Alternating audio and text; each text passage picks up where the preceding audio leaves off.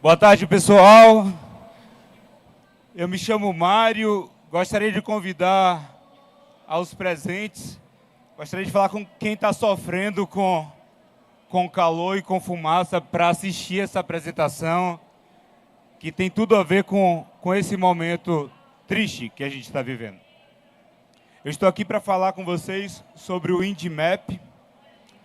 Porém, antes de começar a falar sobre o INDMAP, eu gostaria de me apresentar para vocês.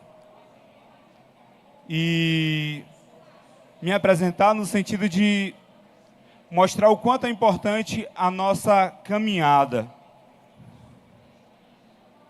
Bom, o primeiro slide, né, Mário. Meu nome, na verdade, é José Mário, mas a turma me chama de Mário. E eu já ouvi muito essa piadinha assim, né? Mário, que Mário. Bom, e aí tem vários Mários, né, cara? Tem o Mário que é dev, que está na frente do computador. Tem o Mário empreendedor.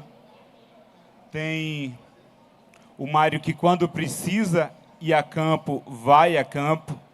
E eu penso que campo é algo muito importante, né? O campo abre horizontes, a gente precisa estar em loco, precisa entender os problemas. Tem o Mário que palestra, tem o Mário que trabalhou muito tempo com o drone, e também tem o Mário que tem 3 filhos, esposa, e que se amarra em andar de moto. Me apresentando, né, eu penso que é importante falar da origem. Assim, eu brinco que eu sou um nordestino nortista, porque eu nasci no Nordeste, nasci na Bahia, e jovem, na adolescência, acabei me mudando para Porto Velho. Ou seja, eu estou acostumado com essa fumaça que é relativamente incomum em Manaus, mas me mudei para Porto Velho e vivi vários anos em Porto Velho. Foi em Porto Velho que eu me formei, que eu comecei a trabalhar como desenvolvedor, onde eu iniciei a minha vida profissional. Trabalhei muito tempo na Secretaria de Finanças como dev. Hoje eu estou acompanhado de um colega da época desse trabalho na Secretaria de Finanças, o Paulo Júnior, que está aqui. E foi assim que desenvolveu minha vida, até chegou um ponto que eu trabalhava para o Estado, passei num concurso, eu estava empreendendo e chegou aquela dúvida, né? Assume o concurso, continua a empreender. E aí foi quando eu fui pai e isso mudou a forma como eu via várias coisas, e eu resolvi assumir o concurso público. Hoje eu sou servidor público federal. Não estou mais em Porto Velho, estou morando em João Pessoa e trabalho para o Ministério das Comunicações. Além disso aí que eu falei, tem uma coisa que é bem importante na minha vida, que eu acho que é muito bom a gente ter, uma coisa que a gente gosta de fazer de verdade, que no meu caso é o motociclismo. Eu sempre adorei moto, eu perdi a conta de quantas motos já tive, de quais já tive. Já viajei bastante e é uma coisa que eu gosto muito. Acho que a viagem que eu mais gostei foi essa aqui. Agora eu aprendi a usar. Foi essa... enfim, vou voltar. Foi essa para o Peru. E agora, voltando de novo para a minha vida profissional, tem algumas coisas que eu acho que é interessante falar e mostrar. E são algumas coisas das quais eu tenho muito orgulho de ter feito. Eu trabalhava em Porto Velho nessa época, né, em 2019, e nós tivemos um problema muito sério na Amazônia. Nós tivemos um derramamento de óleo, e aí as praias da Amazônia, não, desculpa, no litoral brasileiro. E as praias da Amazônia estavam repletas de manchas de óleo. Então eu desenvolvi uma solução que possibilitou o trabalho na remoção dessas lanchas de óleo. Mas o que eu falei para vocês é sobre vivência, né? O quanto é importante a gente viver. E antes disso, em algumas das missões que eu tive na Amazônia, eu passei muito tempo em missão de campo. E muitas dessas missões eram missões voando com aviões da FAB, e plotando ponto de desmatamento, e plotando área degradada e mapeando. Foi aí que eu vi a possibilidade de desenvolver um aplicativo para o governo. Fiz o aplicativo, na época o nome era bem simples, o nome se chamava Olhos de Águia, porque ele foi desenvolvido pensando numa solução para ser usada especialmente pelos pilotos de caça que estão o tempo todo, na verdade, na Amazônia e poderiam mapear tudo o que estava acontecendo na Amazônia. Ou seja, a gente tinha como ter uma informação georreferenciada, uma foto de um problema que está acontecendo e uma informação em loco. E a informação em loco é muito importante porque quem mais tem a informação em loco? Né? A informação de satélite todo mundo tem, está aberta para o mundo. Já a informação em loco, não. E, em cima dessa tecnologia para fazer esse aplicativo, surgiu a ideia de ajudar no Nordeste. Como eu falei para vocês, eu sou nordestino. Isso aqui foi muito legal, porque eu criei um aplicativo, uma plataforma web, deu sustentação a todo o trabalho de campo e de comando e controle, do ICMBio, do IBAMA e de todas as secretarias de meio ambiente dessas cidades que estavam no litoral e que foram afetadas pelas manchas de óleo. Depois disso aqui, a gente, quando dava 8h30 da manhã, já tinha informação de tudo o que acontecia em campo, o comando e controle já tinha coordenado, porque o pessoal já tinha ido a campo, mapear, e o trabalho aconteceu de forma muito mais eficiente, e a gente conseguiu vencer essa catástrofe que a gente sofreu aqui. Esse produto, essa operação, ganhou até um prêmio da INAP, que é um prêmio importante. Depois disso, a gente voltou com outro, eu voltei minha atenção para um outro problema, né? O problema era a Amazônia. E aí, o que eu falei para vocês, da gente ter a vivência, né? E uma coisa leva a outra. O que foi desenvolvido para a mancha de óleo acabou se tornando uma coisa interessante para aplicar na Amazônia.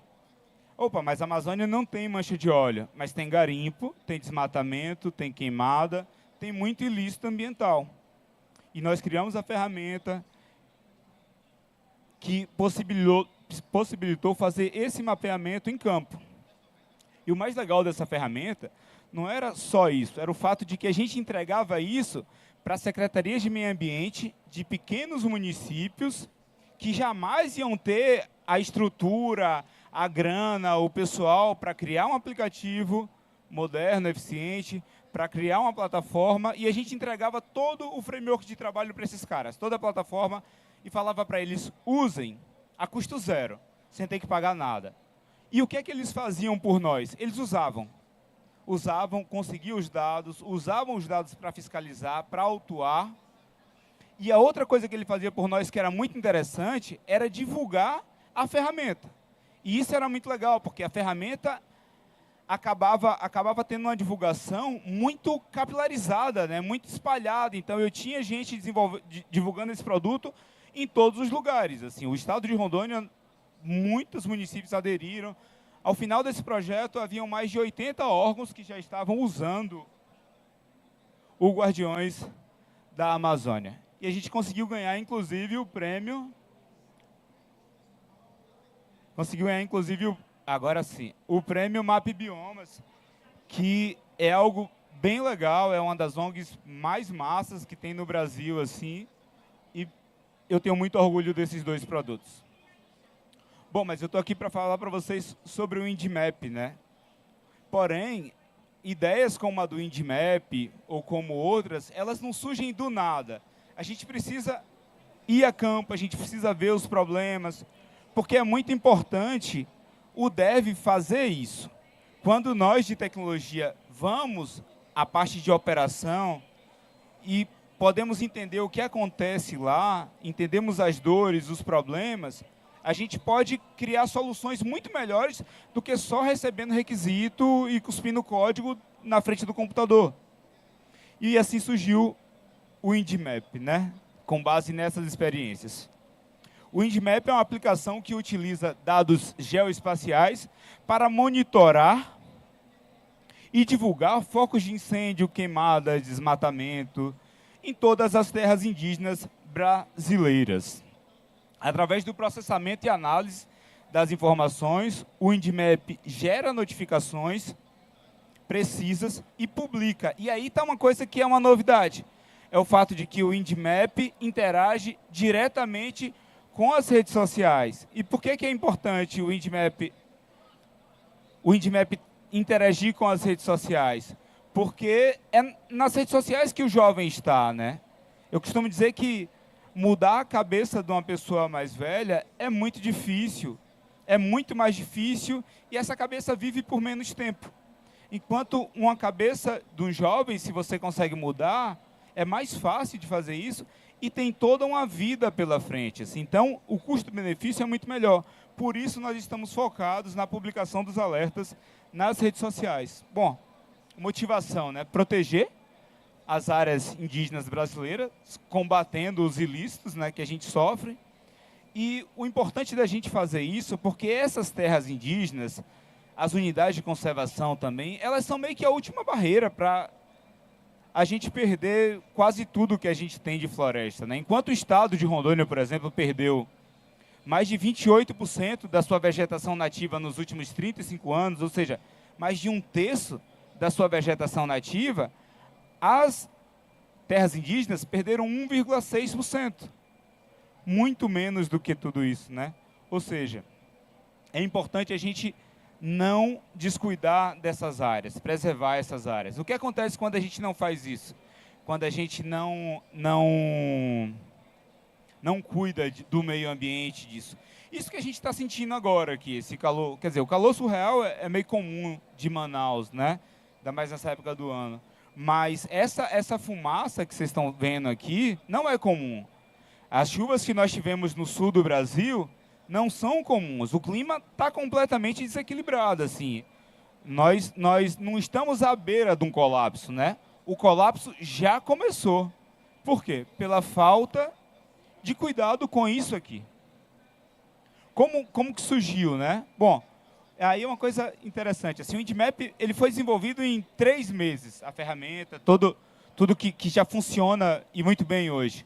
Foi desenvolvida no âmbito do mestrado profissional, que eu faço em João Pessoa, no Instituto Federal. E era para ser um projeto bem pequenininho da matéria de engenharia de software. Só que, poxa, já que eu vou fazer uma coisa útil. E aí apresentei a ideia para o grupo falou, pô, é muita coisa. Eu falei, não, mas deixa que eu consigo fazer a maior parte disso daí. E a gente colocou isso para rodar, lançou. E essa tela que vocês estão vendo aí, o Windmap. A gente tem uma tela, né, um mapa, que traz plotado nesse mapa todas as terras indígenas brasileiras. São 608, eu acho, agora o número fugiu. Mas a gente tem 2 camadas de mapa, como vocês podem ver.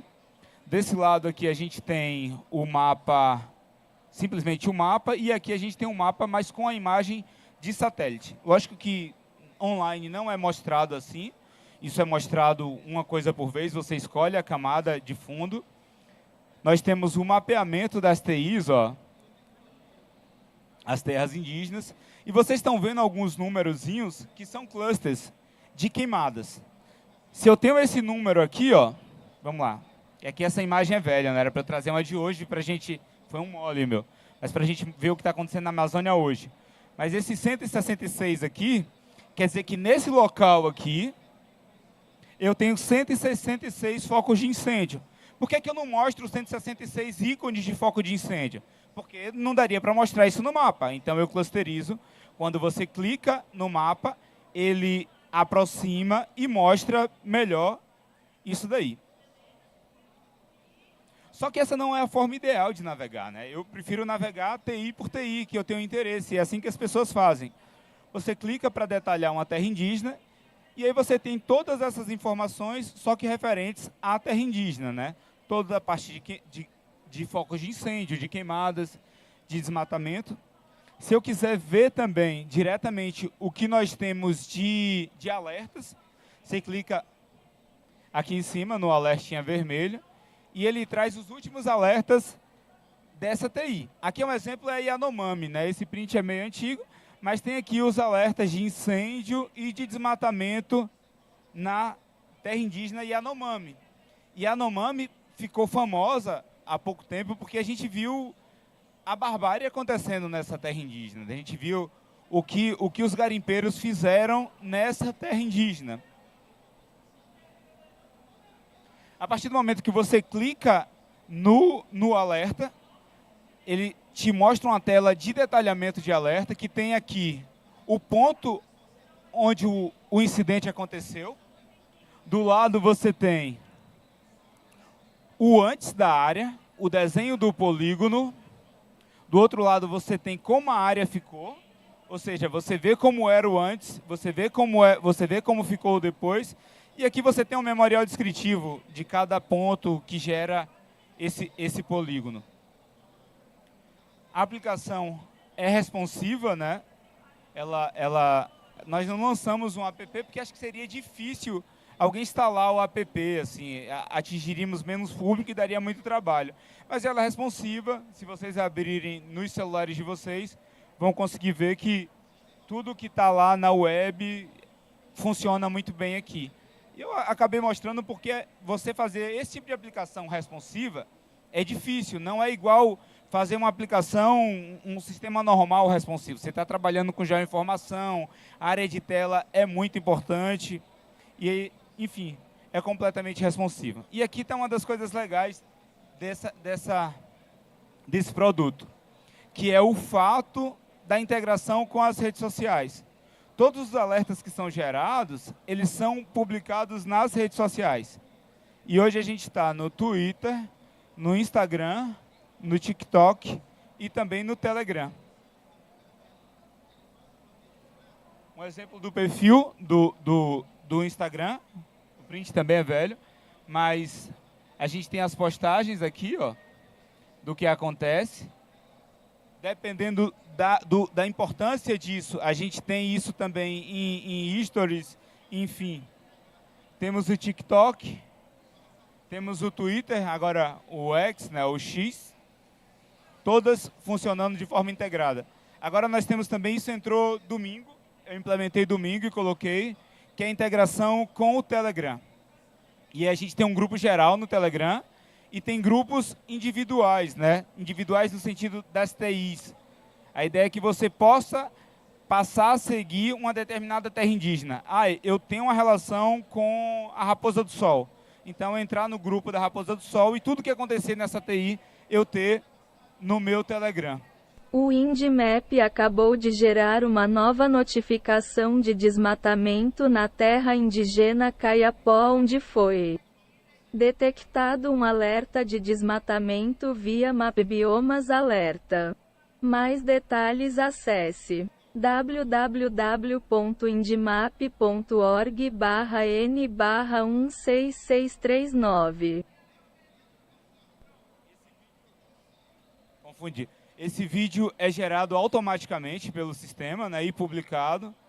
Dependendo do impacto do alerta, a gente gera esse vídeo, gera essa narração, já pensando também em acessibilidade, que acreditamos ser importante.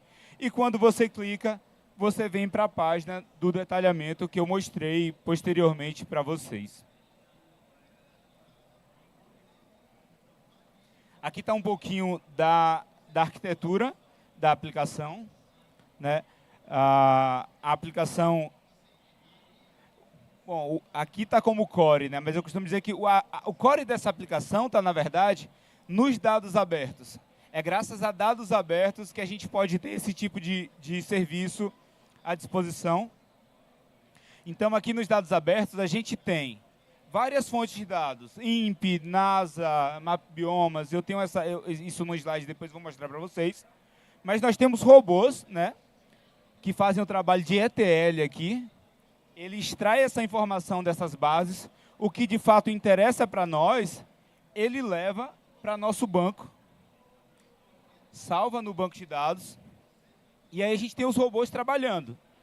Os robôs fazendo o quê? Publicando na plataforma web, publicando nas redes sociais, e o que a gente quer de verdade é abrir esse dado, é ter uma API, um Open Data disso, para cada estudante, cada jovem, cada empreendedor que quiser usar o dado, ter esse dado mastigadinho, pronto para trabalhar. Então, são as 3 camadas de saída que nós temos, né? Que é o www, que é o portal, as redes sociais e o Open Data. O meu mestrado, inclusive, vai ser em cima do Open Data desse projeto. E, assim, já ficou claro o quanto eu gosto de Open Data, porque várias coisas que eu faço são baseadas nisso, né? Aqui está um pouquinho do que se usa de tecnologia aqui. Apesar de ser um projeto simples, né? A gente precisa usar muita tecnologia diferente para botar isso aqui de pé, para fazer isso aqui rodar. Então, como eu falei para vocês, eu sou servidor público, eu trabalho para o Ministério das Comunicações, eu sou aluno, eu sou pai, sou... Então, assim, isso aqui é muita noite sem dormir, trabalhando para colocar de pé. E na parte de front aqui foi usado o Vue.js para apresentar, foi uma escolha por usar o Vue. Na parte de motor de JavaScript, né, de mapa, nós usamos o Leaflet, que é uma plataforma, que é um framework de JavaScript para trabalhar com mapas open source muito forte. Ah, por que não usou o Google Maps, Mário? Que é incrível, porque eu preciso manter esse projeto do bolso, né? Depois de um tempo começa a ficar caro, então a gente optou por usar tudo free, só que você acaba trabalhando mais. Usamos também o OpenStreetMap na camada de mapa e usamos o Bing Maps na camada de mapa também, só que com mapa de satélite. O banco de dados principal é Postgres. A gente trabalhou com Postgres, usando também o PostGIS, que é a extensão para trabalho com dados geoespacial do Postgres. Acabamos tendo que usar o Redis também, para a parte de mensagens e para filas, que eu acabo fazendo um controle no Redis, que é muito legal para isso, e que a gente vai acabar usando para cache e para outras coisas de tokenização no Open Data. Tem um pequeno código legado que eu acabei usando de uma outra aplicação que está em Node também. Então, como vocês podem ver, é uma salada, assim, né? Mas, enfim, é assim que as coisas funcionam no mundo real mesmo, assim. A salada é normal.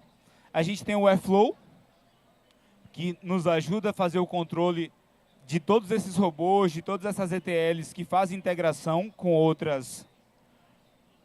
esses outros bancos de dados. Usamos Docker, usamos GitLab.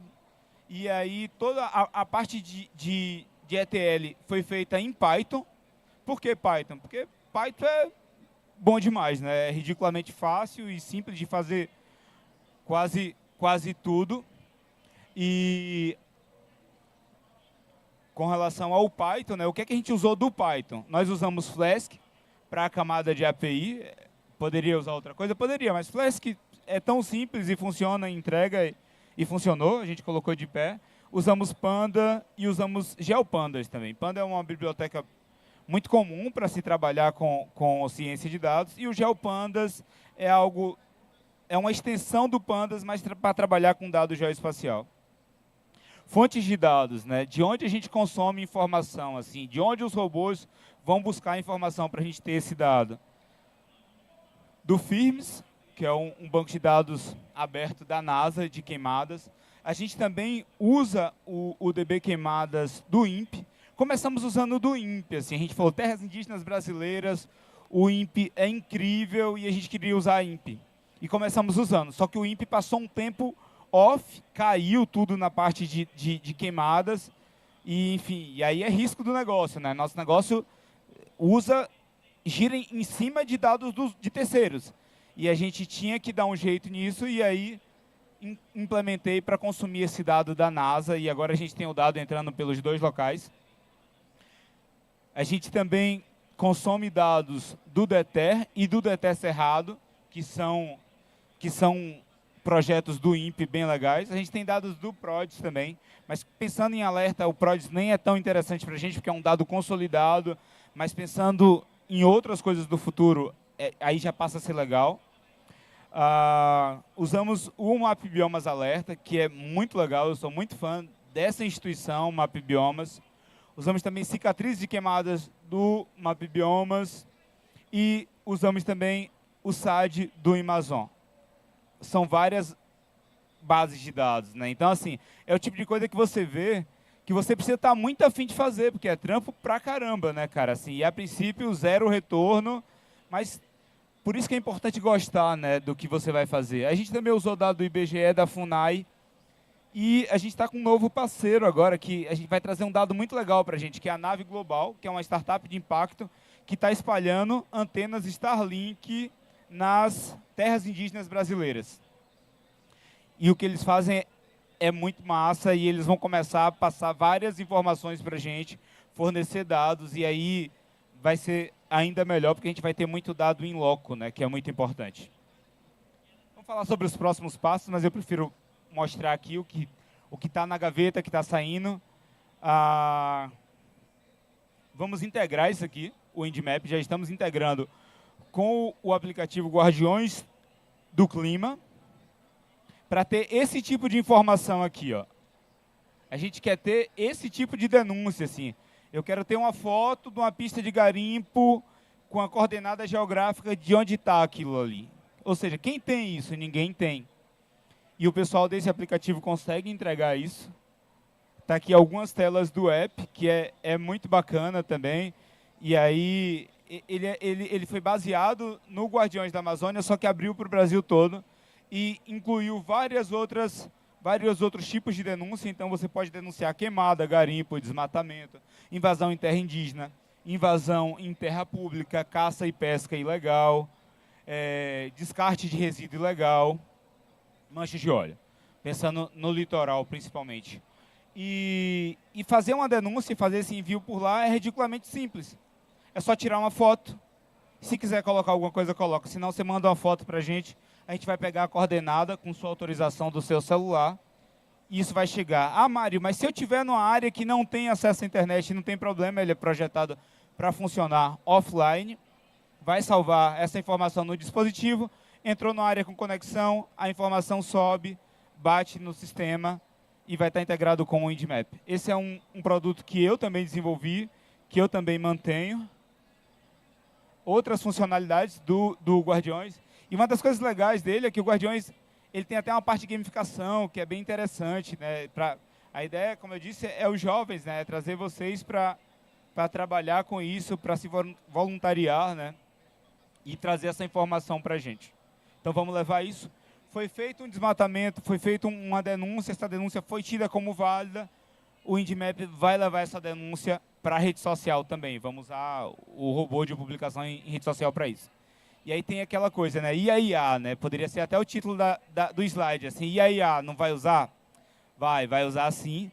No semestre passado, eu criei uma ferramenta bem legal na disciplina de mineração de dados, que é um algoritmo, né, que usa IA para classificar focos de incêndio, como pequenos focos e grandes focos. Ora, por que é importante classificar os focos de incêndio como pequenos focos e grandes focos? Diariamente são milhares de focos de incêndio. Como que as autoridades, como que as brigadas, como que até os indígenas que combatem isso em loco vão trabalhar, vão filtrar quais eles vão precisar trabalhar? É muito. Então, se eu consigo classificar o que vai se tornar um grande incêndio e o que é um foco de incêndio natimorto, que ele vai nascer e por ele mesmo ele vai se acabar, não compensa eu mandar ninguém para trabalhar nisso e não compensa também eu mandar uma fiscalização lá para cuidar disso, porque não faz sentido, né? Então, usaremos IA aqui. E como vai funcionar essa classificação, né? Bom, primeiro eu vou falar da base de treinamento que foi feita. A primeira base de treinamento desse projeto foi feita o seguinte. Pegamos o município de Paraná, no estado de Rondônia, do dia 1/6 ao dia 30/10, que a gente sabe que é a época que a gente está mais seco e que tem mais problemas com queimada. E pegamos esses dados, foram 583 focos no total. Um especialista tratou, trabalhou e classificou esses focos. Desses 583 focos, nós entendemos que 313 focos eram pequenos focos de incêndio, né, pequenas queimadas. 270 eram parte de grandes incêndios. Ou seja, a gente tem 54% de uma coisa, 46% de outra. Quem já trabalhou com IA sabe que isso aqui uma coisa boa, né? Porque a gente tem uma base de treinamento balanceada. Então, aqui está a arquitetura desse classifier, que o que é que ele faz? Ele recebe a entrada do dado bruto, e o grande lance está aqui, assim, sabe? O dado que a gente usa. Eu não preciso de imagem de satélite para fazer isso. E por que é bom não precisar de imagem de satélite? Porque vocês vivem na Amazônia, vocês sabem que metade do ano a gente tem uma cobertura grande de nuvens aqui. Então, eu consigo uma imagem de satélite nessa semana, na outra eu não tenho, na outra eu não tenho, na outra eu tenho. A imagem de satélite é grande, é pesada e é caro. O dado do foco de incêndio é super leve, é praticamente real time e é de graça. E o nosso insumo, o nosso dado bruto para classificar é foco de incêndio. Então, eu vou conseguir projetar que aquilo vai se tornar uma grande queimada praticamente em tempo real com esse tipo de dado. Esse dado entra, e aí é aqui que acontece a mágica, na verdade, é no pré-processamento. Porque em cima desses dados, a gente entendeu que, para vocês entenderem, um dado de foco de incêndio vem latitude, longitude, FRP, que é a quantidade de energia que aquele pontinho lá, o satélite detectou, né? A quantidade de energia que ele está exalando, vamos assim dizer, né? E basicamente esses três dados. Só que com esses 3 dados, eu não consigo fazer quase nada. Só que eu tenho esses 3 dados, mas eu tenho várias outras informações do ambiente. E eu começo a extrair features daí. Então, ao invés de ter uma feature, a gente começa a trabalhar, acho que com 7 ou 8 features para gerar o modelo, para poder aplicar o modelo desse dado. E foi assim que a gente conseguiu fazer funcionar só com dado do foco de incêndio. Então, a gente tem um dado tratado.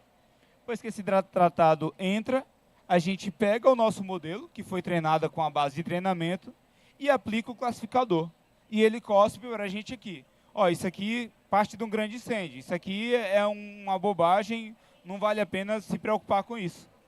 Basicamente é assim, imagina que cada um desses pontinhos que a gente está vendo aqui é um foco de incêndio. Isso aí, imagina ter que fiscalizar tudo isso ou combater. Não dá, porque tem foco que é pequeno, tem foco que não vai causar um dano que vai valer a pena mover uma brigada de incêndio ou mover uma equipe de fiscalização ou um profissional de fiscalização para isso. Se a gente pensar na extensão que é a Amazônia, né? Isso é feito para a gente trabalhar com ele na Amazônia. Só que depois que eu rodo o classificador, eu tenho isso aqui. Eu consigo entender qual desses focos é um grande incêndio, qual desses focos é um pequeno incêndio. E a gente quer levar esses alertas, né? Essa ferramenta do Classifier está pronta. Ah, Mário, por que não levou para dentro do INDMAP também? Porque nós queremos uma base de treinamento mais robusta. Então, selecionamos 4 terras indígenas, são as 4 TIs que tiveram mais queimadas no ano de 2021, no estado de Rondônia, no estado do Mato Grosso, do Pará e do Amapá. E em cima dessas 4 TIs, a gente está gerando um modelo para aplicar isso e levar através de mensagem. Então, imagina que a brigada de incêndio que cuida do Vale do Javari está no grupo do Telegram do Vale do Javari, e aí começou um incêndio maior, ele tem até um alerta diferente para falar assim, gente, ó, cuida porque aqui é mais sério, entendeu? Ou fiscaliza, ou enfim, vê o que está acontecendo, porque a gente sabe que a Amazônia não vai queimar de graça, né? Para queimar, alguém primeiro vai ter que desmatar aquela área, se era floresta, depois que você desmata é que vem a queimada, então sempre que você vê uma grande queimada, anteriormente, houve um grande desmatamento. com essa versão preliminar do algoritmo, a gente conseguiu obter um resultado bom pela quantidade de experimento que fizemos, né? A gente poderia ter variado vários outros testes, só que isso aqui foi para uma matéria, né? Então era curtinho, mas a gente assim ainda, usando o árvore de decisão, a gente conseguiu 93% de acurácia, de acerto, e usando o KNN nós conseguimos 90%. Bom, quando eu tenho um modelo, quando eu tenho o dado, agora a gente vai fazer uma das outras coisas que nós faremos é poder colocar isso daí para rodar com outros algoritmos também e ver da onde a gente vai ter um resultado melhor, né? Aqui está o que eu quero transformar o Nmap, né? O foco é esse aqui, é Open Data, é tudo que a gente gerar de informação, abrir essa informação, fazer com que qualquer um que está aqui, que está em qualquer lugar do mundo, que tem interesse em trabalhar com isso, que tenha um insight, não tenha que fazer tudo o que eu já fiz. Porque, pô, fiz um monte de coisa aqui. Imagina ter que começar um projeto ligado à TI e fazer tudo isso do zero. Se eu puder simplesmente consumir esse dado aberto, eu vou me poupar um trabalho enorme. De repente, a pessoa nem tem tanta habilidade com Python, por exemplo, mas o dado, ela consegue plotar isso num Power BI da vida e começar a trabalhar e ter insight e criar outras ferramentas. Então, o foco é esse, é transformar a aplicação num grande Open Data, num grande hub de informação ecológica, né? Um dado que eu conseguiria entrar amanhã, por exemplo, na plataforma, ao invés de ter só as terras indígenas, eu poderia colocar também para a gente ter as unidades de conservação de todo o país. Só que isso é uma coisa que eu ainda estou decidindo, se eu vou lançar com outro nome, se eu lanço com esse, se eu lanço um maior com os dois, enfim, para não causar maiores confusões. E como a gente está é um produto novo, né? Isso aqui ficou pronto em julho, né? O que a gente tem aqui. A gente aprende muito quando a gente coloca um produto no ar, né? O conceito do MVP é exatamente isso. O que a gente tem aqui é um MVP robusto, mas é um MVP. E a gente aprende com o MVP, né? Por isso que desenvolver os MVPs é tão importante. Ao invés de você gastar toda a energia para fazer uma coisa gigante, você vai fazendo pequenas entregas, vai melhorando o produto, vai entendendo o que de fato é útil, o que não é. Aqui está o time. O time aparece várias pessoas, né? Porque isso aqui é igual trabalho de escola, de mestrado, assim. Então, a princípio, era essa equipe aqui, da engenharia de software. E esses 4 aqui foram os que trabalharam mais na parte técnica. Na verdade, foi quem botou a mão na massa. Yuri, que está abaixo de mim, trabalhou na parte de testes. O Wellington trabalhou no front-end, quem fez o front-end em Vue. Quem desenhou o front-end foi Juan, e eu trabalhei no back-end e na parte de dados. Aqui a gente tem o meu orientador, quem está mais próximo no projeto hoje, e os professores da disciplina onde isso aqui nasceu. Mas cada um que vê, que acha que pode ajudar em alguma coisa aqui, é bem-vindo para trabalhar nesse projeto. E essa equipe aqui, ela precisa ser reformulada, inclusive esse slide, porque já apareceram pessoas voluntárias, apareceu uma menina que, olha, eu gosto muito de UX e quero ajudar, vi como ajudar, e essas pessoas estão chegando. Isso é uma coisa que está sendo bem legal. Está aqui o meu contato. Aí tem do LinkedIn ao Instagram, a canal de YouTube, tudo. Se vocês quiserem falar comigo, é bem fácil, eu estou sempre disponível. E eu fico à disposição de vocês, se vocês tiverem qualquer pergunta para um bate-papo, enfim.